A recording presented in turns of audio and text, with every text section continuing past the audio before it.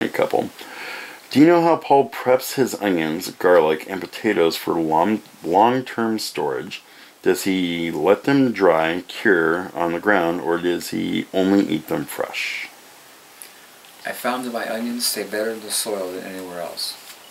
So I only, I leave them until when I'm ready to pick because they store there the best. Now my garlic, I have in the back here. I have a room where I have a freezer.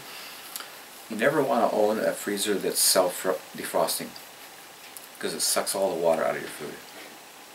Are you hearing me? Mm-hmm. So I have them with the door off in this room, and it takes all the moisture out of that room. Really? I have it come on 3 times a day, and it sucks all the moisture. And it's spray drying, so I keep it in boxes in that room, my garlic, and they store quite well. Mm-hmm. And then you have the cooler where you put like apples. And I got sauerkraut. I grew so much cabbage here, and this really cool lady over in Port Townsend made these huge, beautiful jars of sauerkraut. So I got a lot of good sauerkraut. So it was just awesome. Does Paul store his carrots, beets for the winter, or does he leave them in the ground? I leave them in the ground because it's so cool having live food. And they store great in the ground because the ground's insulated. And they actually, when the ground freezes, they get sweeter, so they're much better in the winter than they are now. Okay. Is there anything else that you leave in the ground? Yeah, the kale, cilantro, Swiss chard, all that. Everything I eat.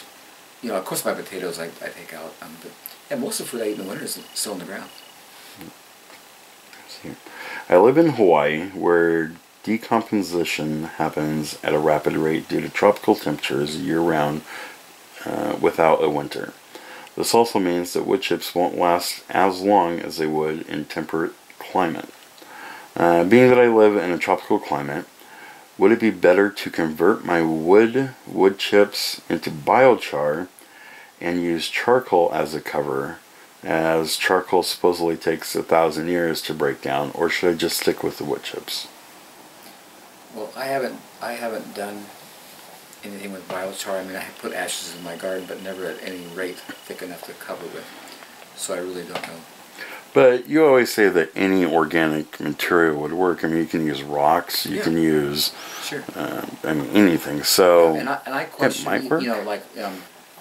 If the wood chips break down, they're not leaving. They're leaving. They're not evaporating. So you're putting good nutrients in the soil. So you haven't lost anything. And so I would just keep up with the pace and just keep the cover on there. I have a question on the wood chips and tree companies. What do you do if the wood chips are infested with something like termites? Can you do something after finding out that they were infested? Will the tree companies inform you that the trees have something in them, or were rotted or dead, or should you just deny delivery? I found that nature breaks down everything, and I have no problem with any wood chips. I don't care if the disease was there in the tree, because in the composting process, everything is cleaned up. And termites won't live in composting wood chips. Termites only live in dead, dry wood. Once wood becomes live with fungus and bacteria, termites will not live there. A tree company that delivers my wood chips has recently been dumping really large wood chips, some as large as 10 inches, made from pine trunks, and they have no green materials mixed in. What would be the best way to make the large chips useful in a back-to-Eden garden? Well, I wouldn't, if they're just wood, I wouldn't use them in a garden because you want green material. If it's just coming from, trunks, then I wouldn't use that in the garden. I would, put it out there maybe around trees or something, and then add, something green like leaves or grass clippings to it. And I would wait to get something with more green material for my garden. I would use it for my driveway. Yeah, driveway. It's great on a driveway. Yeah. It soaks up all the water and takes care of the mud. Yeah. Oh, I loved it. I'm on the list with my local electric company for their line clearing contractor to drop off wood. They will not guarantee what I get from them will be free of poison ivy, oak, or sumac. Please ask Paul what God's purpose for those plants are and how they might affect my garden. Well, I don't know what his purpose are with them, but I wouldn't reject them, and I would just use gloves, if you feel they're there. And over time, I'm sure through the composting process, it'll all get cleaned up. And then a side note to that, Did God create those plants, or did the enemy? It doesn't seem in his character. It doesn't, but Satan can't create. There you go. If I'm using wood chips from an old dead tree that has no leaves, can I just add some grass clippings or leaves to supplement? Yes. If so, which is it is, would it be better to put it down in layers, or mix the wood chips with the grass clippings before putting them down? I find the Creator does no mixing. He just does layers, and so that's what I would do. Now, if I have a pile of this wood over here and a pile of grass clippings and leaves over here, I have the choice. Which one should I put down first? Put down the leaves and grass because they're going to break down quicker. And the wood chips on top will just be supporting and maintaining the life underneath. Always put down what breaks down quicker nearest.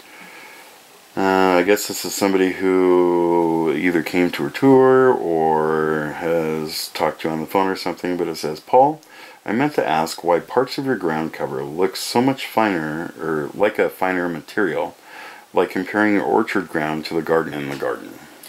The finer material in the garden is because I don't walk well, and hauling wood chips to my garden could be, difficult in times, or maybe hard to do, and that I have all the material in my garden locally. It's all from my yard waste, and all I need is a wheelbarrow and a screen and a shovel. And if I get two people here, a man can be moving. I got two wheelbarrows, and as fast as he dumps one in the back with the other one's full. And I have one person's screen, so it's very efficient for me in my condition to use all this yard waste to cover my garden. And because it's here, it just makes sense. And with you feeding all your yard waste to the chickens and them creating this material, it will overfill at some point. I have to unload it. People will come and get it because it's good, but it's a very nice product to use myself. What's up, Bubby? Kind of so excited. Weeds/grass have overtaken quite a bit of my garden. Should I manually pull it all, or should I lay down some thick cardboard newspaper and cover it with a thick layer of wood chips? This garden is already kind of higher than the rest of my yard, so I'm worried that if I add more wood chips, it will be too tall because of the chips that are underneath the grass. If it was me, I would just take the time to weed, and do sections at a time. Don't be overwhelmed with the whole thing. As you get one section weed and plant that, you just keep working work through at your own leisure. But don't take the whole thing out at once and be overwhelmed. Is rock dust and compost tea good for fertilization on top of the wood chips method he suggests? Well, compost tea would be a waste because any water going through the wood chips makes compost tea. Rock dust is great, but I don't think you'll need it. Okay. Would you ever use garden beds? Do you think they're a good idea? What are garden beds? Raised beds? Like raised garden beds? Raised beds, because they're above grade, dry out quickly, which requires more watering. So to me, it makes no sense. Okay. I'm not able to have chickens, but I do have a lot of composting worms and their castings. If I spread this on top of the wood chips, would I get a similar effect like your composting chicken manure?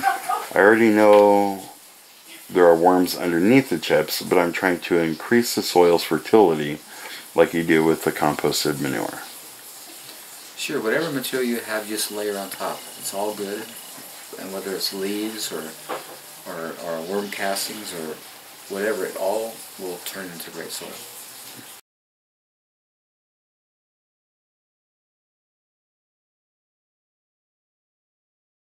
I ask because it seems weeds would grow in your garden where the cover is finer, yet they don't. Weeds grow everywhere in my wood chips and in my garden when it rains. Many times when people come here, it's in the summertime when it's not raining and there's no weeds. What are you doing? But We're filming and you're being so loud and noisy. I'll do that over here. Good singing though. Yeah. That is going at the end of this video.